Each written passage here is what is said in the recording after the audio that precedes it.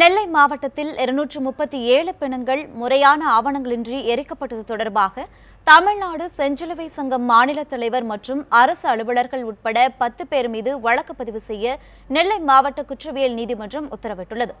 இந்த விவகாரத்தில் செஞ்சிலுவை சங்கத்தின் 80 லட்சம் ரூபாய் முறைகேடு குறித்து சார் ஆட்சியர் அறிக்கை அளித்தும் மாவட்ட ஆட்சியர் கருணாகரன் எந்த நடவடிக்கையும் எடுக்கவில்லை என்று வழக்கறிஞர் பிரம்மா குற்றம் சாட்டியுள்ளார்.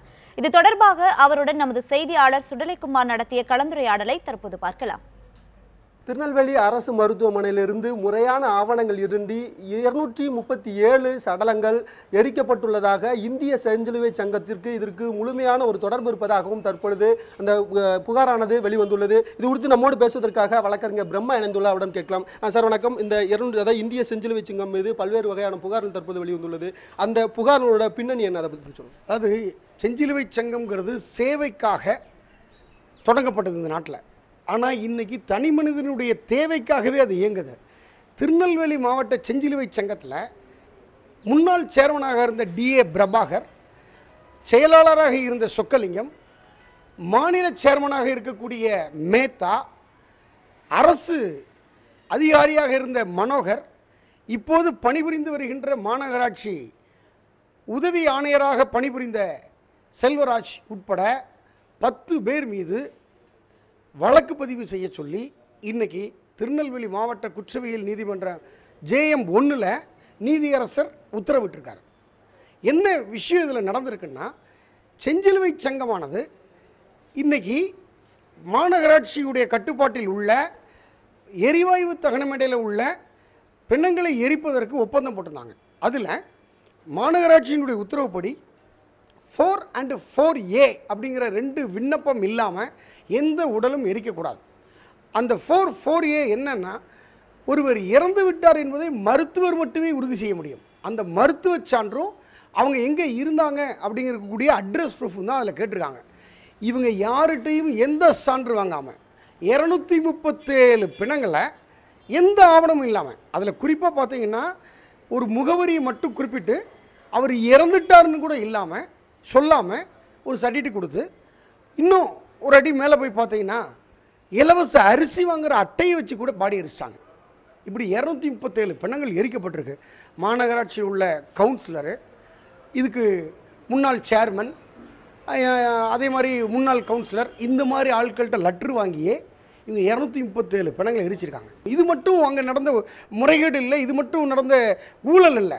இதையும் தாண்டி பார்த்தீங்கன்னா மனநிலை பாதிக்கப்பட்டு ரோட்டில் சுற்றி திரிகிறவங்களே பிடித்து காப்பகத்தில், அரசு அங்கீகரிக்கப்பட்ட காப்பகத்தில் ஒப்படைக்கிறதுக்கு செஞ்சிலுவை சங்கத்திற்கு உத்தரவு வழங்கப்பட்டிருக்கு. அவங்களுக்கு ஒரு ஆர்டர் கொடுத்துருக்காங்க. போலீஸில் எந்த ஏரியாவில் பிடிக்காங்களோ அந்த ஏரியாவுக்கு உட்பட்ட காவல் நிலையத்தில் கொண்டு இவங்களை ஒப்படைச்சி அவங்க மேலே முதல் தகவல் அறிக்கை பதிவு செய்து அதை நீதிமன்றத்துக்கு கொண்டு சென்று நீதிமன்றத்தில் உள்ள நீதியரசர் இவர் மனநிலை பாதிக்கப்பட்டவரா என்பதை மருத்துவ ஆய்வுக்கு உட்படுத்தி அந்த மனநிலை எந்த அளவுக்கு பாதிக்கப்பட்டதோ அதை பொறுத்து இவங்களை ஹோமில் சேர்க்கலாமா அல்லது அவங்க வீட்டில் விடலாமாங்கிறத நீதியரசர் உத்தரவு போட்டதுக்கப்புறம் தான் இதை செயல்படுத்தணும். இது எதுவுமே இல்லாமல் யாருனாலும் ஹோமில் சேர்த்துக்கலாம், மனநிலை பாதிக்கப்பட்டதுன்னு சொல்லி உள்ள சேர்த்துடலாங்கிற நிலையை தான் இவங்க கடைப்பிடிச்சிருக்காங்க.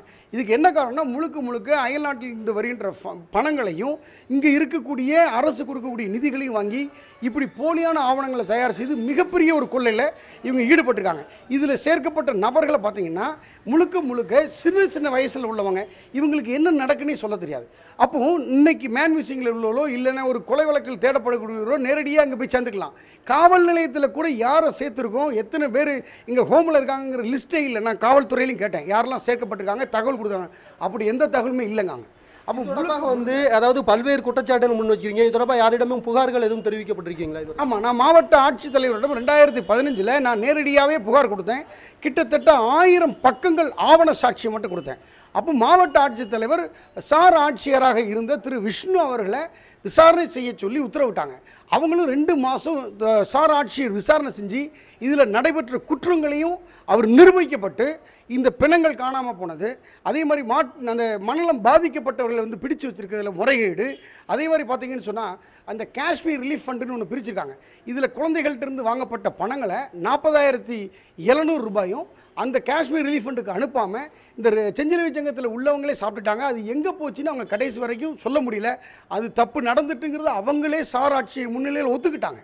அதாவது இந்த முறைகேடுகள் ஆனாலும் முதல் குற்றச்சாட்டாக அவர்கள் முன்வைத்தது 237 சடலங்கள் முறையான ஆவணங்கள் இல்லாமல் எரிக்கப்பட்டது தொடர்பாக தற்பொழுது அந்த புகாரானது தற்பொழுது வெளிவந்துள்ளது. இது மட்டுமின்றி மனநல, அதாவது சாலைகளில் சுற்றித் திரிகின்ற மனநலம் பாதிக்கப்பட்டவர்களை மீட்டு அதாவது காப்பகத்தில் ஒப்படைக்கப்பட்டதாக, அதிலும் சுமார் 80 லட்சத்துக்கும் மேலாக முறைகேடு நடைபெற்றுள்ளது. இது மட்டுமின்றி பேரிட மேலாண்மை பயிற்சி கொடுக்காமலேயே கொடுக்கப்பட்டதாக, அதிலும் பல்வேறு வகையான முறைகேடுகள் என இதுபோன்று 3 குற்றச்சாட்டுகளை முன்வைத்து கடந்த 2015ஆம் ஆண்டே மாவட்ட ஆட்சித்தலைவரிடம் இவர் புகார் அளித்து மாவட்ட ஆட்சித்தலைவர் சார் ஆட்சியர் விஷ்ணு அவர்களுக்கு உத்தரவிட்டு சார் ஆட்சியர் விஷ்ணு அவர்கள் இந்த குற்றங்கள் அனைத்தும் உண்மை என்று நிரூபணம் செய்து 2 ஆண்டுகள் கடந்த பின்னரும் இதுவரை இந்த இந்திய செஞ்சிலுவை சங்க அதிகாரிகள் மற்றும் இதற்கு தொடர்புடைய அதிகாரிகள் மீதும் கடந்த 2 ஆண்டுகளாக எந்தவித நடவடிக்கையும் மாவட்ட ஆட்சியர் எடுக்கவில்லை என்பது குறிப்பிடத்தக்கது. இதன் காரணமாகவே வழக்கறிஞர் பிரம்மா நீதிமன்றத்தை நாடி நெல்லை மாவட்ட முதலாவது குற்றவியல் நீதிமன்ற நீதிபதி தற்பொழுது இந்த இந்திய செஞ்சிலுவை சங்கத்தினுடைய